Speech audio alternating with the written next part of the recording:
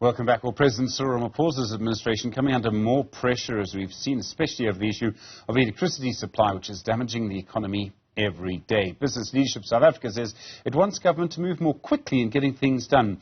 Busisiwe Mavuso is the CEO of Business Leadership South Africa. Busisiwe, good afternoon to you. What do you want government to do, and particularly on the issue of power? Yeah, Stephen, good afternoon, and thank you very much for the invitation. I think all we are calling for as business is really a renewed commitment on the much required reform agenda.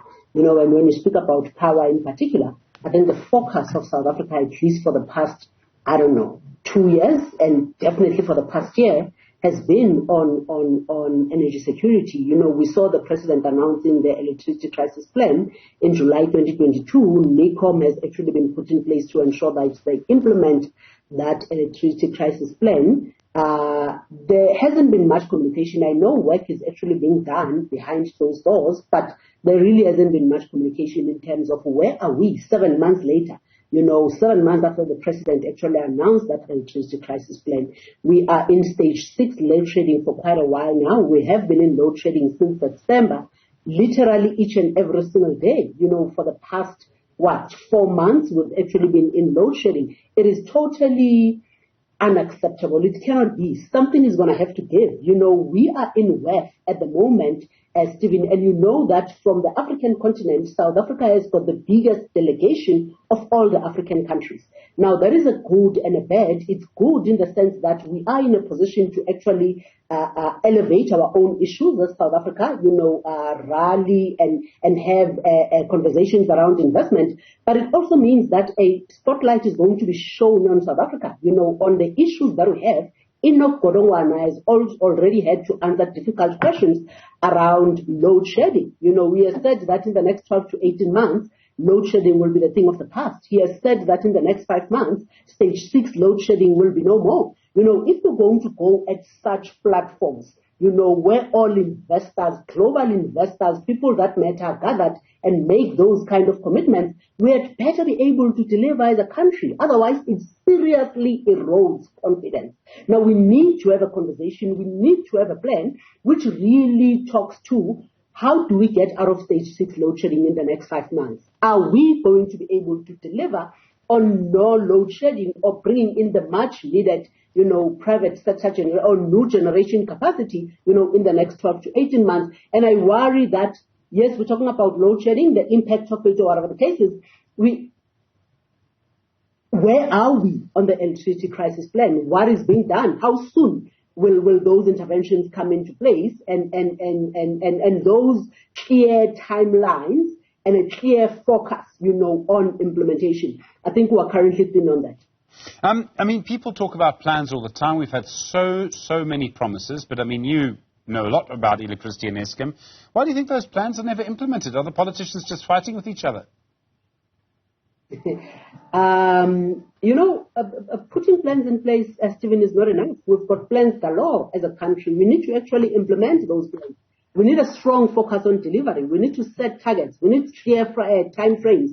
It doesn't help if there's going to be 2 ministries that are actually in charge of Eskom, you know, speaking past each other, you know, with departing from a different premise, you know, when it comes to the issue of Eskom and what energy security is going to look like, you know, in South Africa. Can we agree that the 6,000 megawatt gap that actually needs to be plugged in South Africa can only come from the private sector? And if we agree that it can only come from the private sector, because that is where the funding is, Eskom doesn't have the balance sheet to be able to generate more capacity, neither do they have the money to be able to, you know, fix their power stations or whatever the case is. Can we therefore come up with a coherent and a sustainable plan of how do we actually accelerate and enable that private sector investment to ensure that the 6,000 megawatt gap that we need to plug can actually be brought onto the system, you know, within the next, you know, are we actually having the right conversations with NESA, for instance, in terms of embedded generation,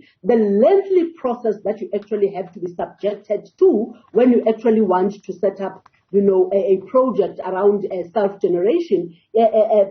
Can we shorten that? You know, what does that look like? Can we set aside some of these things, you know, just for now, because we realize that we're in a... Now, those are the kind of tangible plans that investors will actually buy into. You know, just making a statement that load shedding will be gone in the next 12 to 18 months with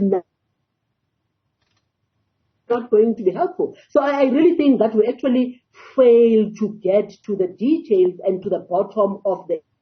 And I think, unfortunately, Stephen, the world has caught on to our inability to implement. You know, it is now underwhelming when South Africa says they are going to do anything because of our track record. So I think we need, something is going to have to give, and it's going to have to give soon. It's brilliant that the president has stayed behind, has not gone to West.